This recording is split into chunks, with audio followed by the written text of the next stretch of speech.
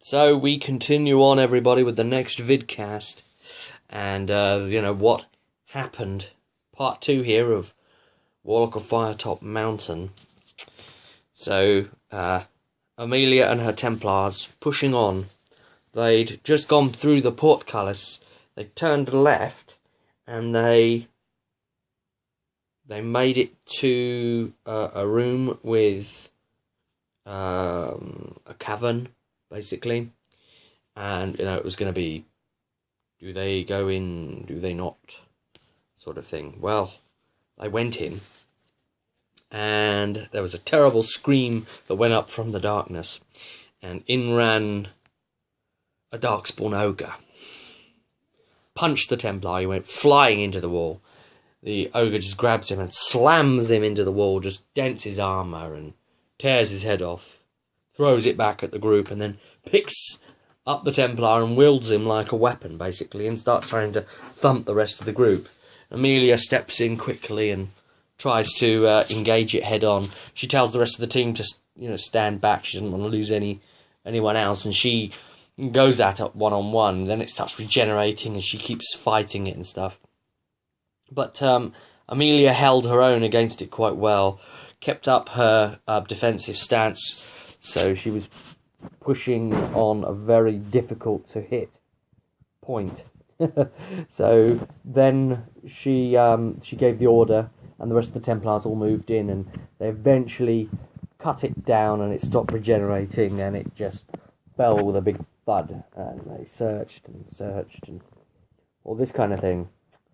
A few of them were started to feel kind of ill at this point and strange, like the tank might be taking them. And it was around about this point also that Costello also revealed that he was feeling ill, so he has it too. Uh-oh.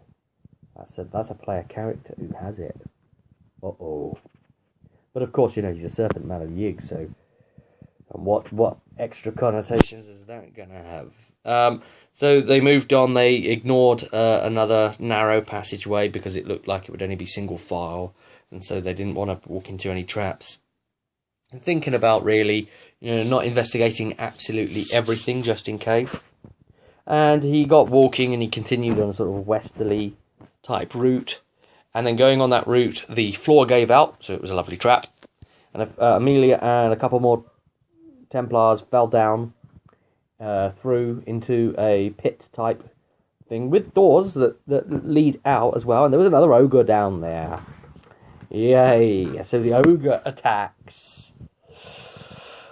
Oh, bloody hell. So yeah, they've just had all the difficulty of fighting one ogre, and this one's regenerating even more than the last one.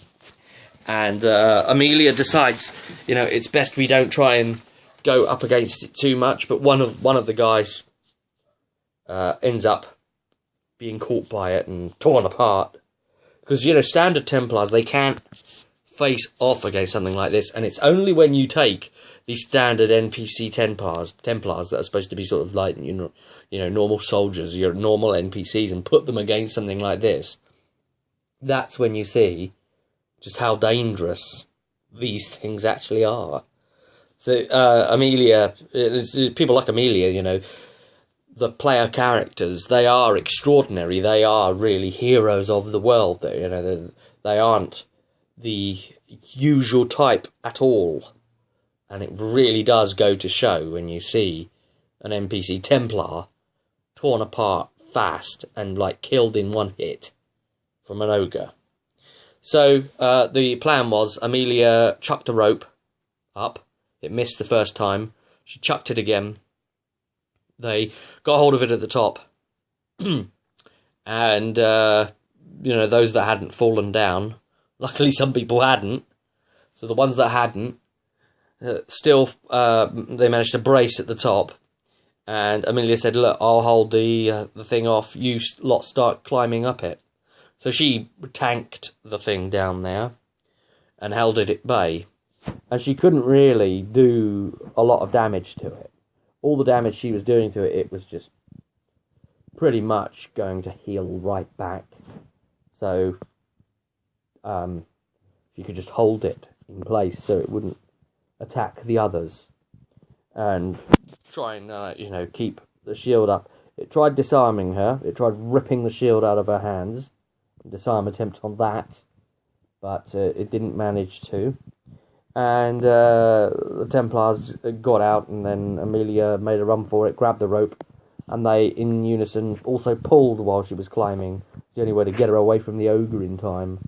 Or imagine if the ogre had have pulled and the rope would have got out of their hands or something, and Amelia fall down with it on her own against it this time. Didn't have to happen, though, so that's good. So they had to make their way back round the south way, the way they came from, because the other side was now blocked off. So they worked their way round, came up to a door from another junction, and it came into a library, kind of a study-looking place, and there was this old crone bloke sitting at the table with some little winged sprite-looking demon thing on his shoulder. And, these are Templars in front of him, and so straight away they're like, well, apostate, we're taking you in. And Amelia, being Knight Captain, she didn't really trust this old man. He was way too confident. He gestured for Amelia to sit down. Amelia didn't. And he tried leaving, and one of the Templars barred his way, and then the little creature flew off his shoulder and started scratching the Templar in the face, while the man hovered over towards the bookcase, and the bookcase opened to reveal a secret exit, and he went through it, and the little demon flew straight for it just as it was shutting, in the gap, and straight through the gap, and closed. Then the Templars were checking, and there was no way to, open that secret doorway. So they suggested, what about if we beat it down? And Amelia ordered no. Best leave alone. I don't like it. She didn't trust that old man. Oh. And then so they came out, and then they started making their way eastwards a bit more. And they came to a room with strange tiles all along the floor. Some of the tiles were stars and some of them were hands. So they figured, oh, well, this is probably some sort of trap if you step on the wrong type of tile. Very, very true, actually. And which would be the right one? Well, one of the guys that was very obviously tainted, and at this accelerated rate that this place puts upon him in here, towards Galdom, he said, look, I'm a dead man walking, so let me try it. So he tried a star, put his foot on it, nothing happened. So he tried walking across on only the star tiles. Got to the other side, everything was fine. Makes it there. They eventually find another room north of that, and that had a golden key in it. So, yeah, that was, the golden key. And it was just hanging, at the end. And they said, that's a bit convenient, isn't it? And the other dead guy walking, the other tainted guy, says, look, let me try it. Don't risk yourself. Who knows what it's going to be? It's probably some sort of trap. I'll try it. So he goes in. As soon as he goes in, the door slams shut. Locks him in. Kind of thing. He runs down and grabs the key. Poison gas starts pouring out. Chokes him. And, he takes the key off the wall and then collapses to death at the end there. So they've seen that. That's when Costello walks forward and says, let me. And he just goes in and allows the door to shut on him. The poison starts pouring out, and he walks calmly over and picks up the key and walks back and waits calmly for the door to open. Because Costello is immune to poison of all kinds.